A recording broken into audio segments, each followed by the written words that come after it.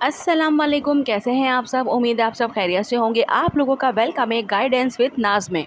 तो जनाब, ये सवाल मुझसे बहुत सारी डीएफ ने पूछा है कि भाई आखिर डीएम जो है वो अपनी डीएफ से क्यों भागता है, क्यों रन करता है, भाई क्या मसला है डीएम के साथ।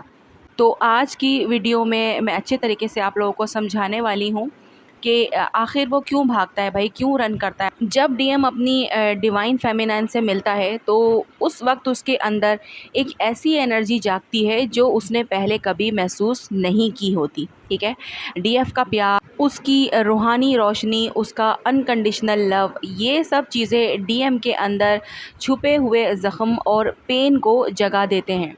लेकिन डीएम इमोशनली और स्पिरिचुअली इस पेन का सामना करने के लिए तैयार नहीं होता। इसलिए उसका सबकॉन्शियस माइंड कहता है कि मैं इस शख्स से दूर हो जाता हूँ तो ये दर्द भी चला जाएगा। डीएफ से मिलकर डीएम के अंदर स्पिरिचुअल अवेकनिंग होती है।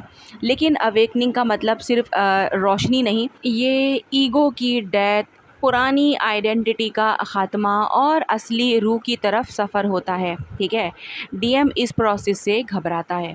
उसे लगता है कि मैं कौन हूँ, मैं इस कदर चेंज होने के लिए तैयार नहीं। अगर मैं डीएफ के करीब गया तो मेरी पूरी दुनिया हिल जाएगी। इसलिए वो भागता है, नफ़रत से नहीं, अपने अंदर के डर से।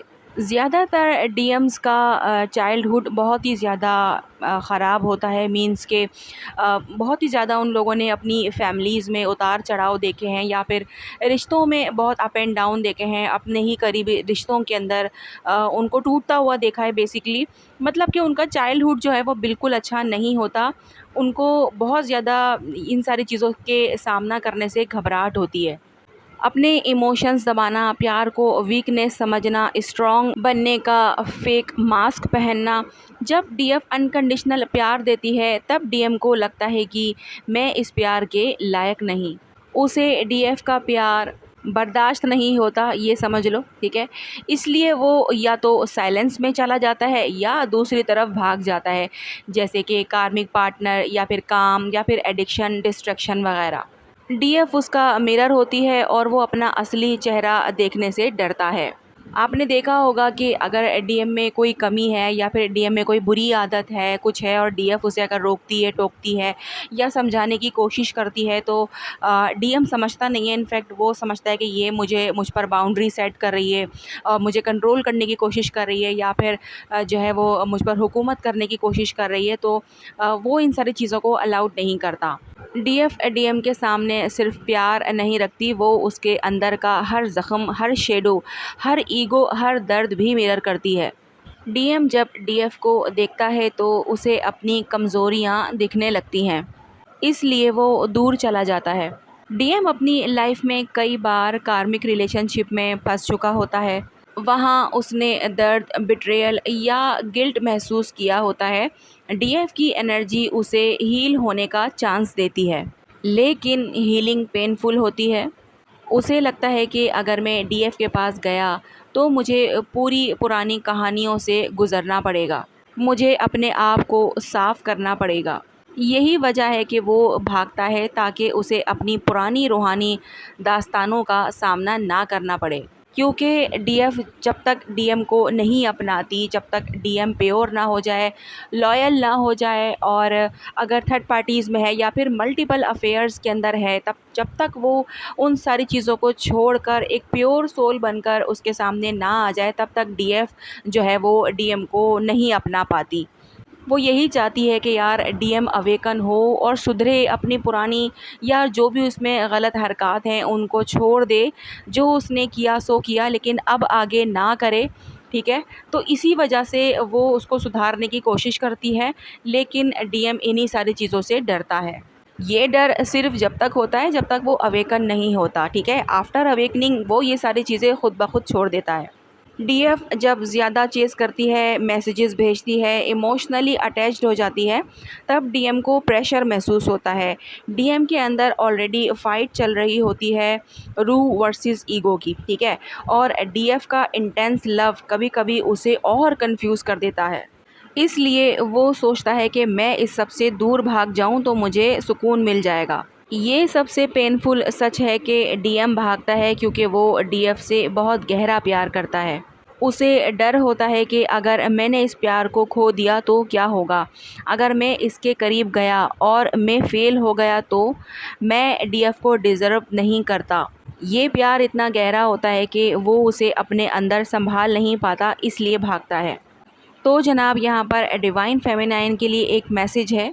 डीएम के भागने को रिजेक्शन नहीं समझना है आपने। वो आपसे दूर नहीं, खुद से दूर भाग रहा होता है, ठीक है? आपका प्यार उसे हील करेगा, लेकिन तभी जब आप खुद पे फोकस करेंगी। डीएम तब वापस आता है जब डीएफ खुद को पूरा करती है, जब वो सरेंडर करती है।